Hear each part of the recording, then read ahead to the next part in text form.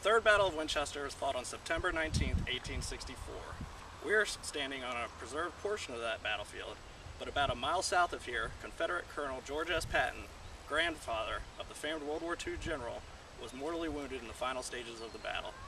We are joined today by Joe Wobbe, owner of Joe's Steakhouse at the Piccadilly Mansion, and Joe's here to tell us about an interesting connection between the battle, Colonel Patton, and his fine restaurant's location.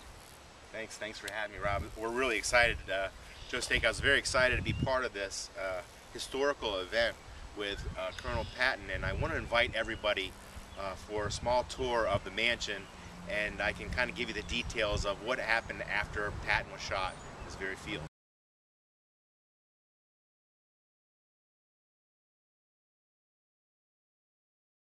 Welcome. This is the Piccadilly Mansion, also known as the Philip Williams House. This house was built in 1836. It started at 1826 and it took them about 10 years to build. I'd like to take you inside and show you where the Union soldiers brought Colonel Patton. We're standing here in the foyer of Joe's Steakhouse, and behind me is a picture of Colonel Patton. This is actually a picture of when he was practicing law. And a lot of folks don't know, he graduated second in his class at BMI. There was a class of 24, I believe. So he was a brilliant man. He was a very smart man.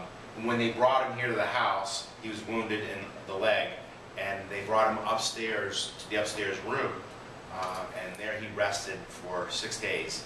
Well, let me take you upstairs and show you. So here we are in the upstairs of what's been conformed to a dining room, but it was a small room for where they brought Patton, and his headrest was here, and his body laid here, and he was in, and they lit a fire obviously for him to keep him warm. He was in bed and had been in bed for about 6 days. Well, the doctors had come in on or around the third or fourth day and recognized that the leg was dying, and he was having gangrene, and Colonel Patton thought that he could overcome this. And so one of the famous things about Patton is the fact that he said to the doctor, "I'm going to dance on this leg again." And that will give you a kind of impression of his personality, his real, go-get-em attitude. Unfortunately, the gangrene was to his demise. So Joe, where did they take Colonel Patton after he passed away? Actually, there's a popular cemetery during the time. Turner Ashby was buried. It's right up the street here, about a quarter of a mile, called Mount Hebron. And the interesting thing about Patton's burial is that he was buried with his brother.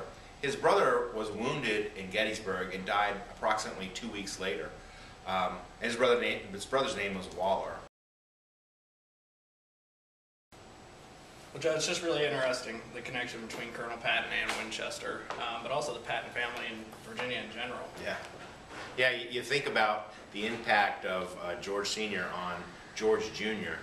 They say that George Jr. used to play in the yard and reenact his grandfather's tactics and movements, but the impact on us, we wouldn't have had such an aggressive, maybe George Jr. in World War I and II. Well, Joe, we really appreciate you showing us around your building. We also really appreciate how well you all preserved the Piccadilly Mansion, along with encouraging your employees to talk to people about the history of the building. So thank you very much. Rob, thank you. We really appreciate what you do, and we're just happy to be part of the history. Well, we certainly encourage anyone that's in Winchester or visiting Winchester to get a steak from Joe's. You will not forget it. Perfect.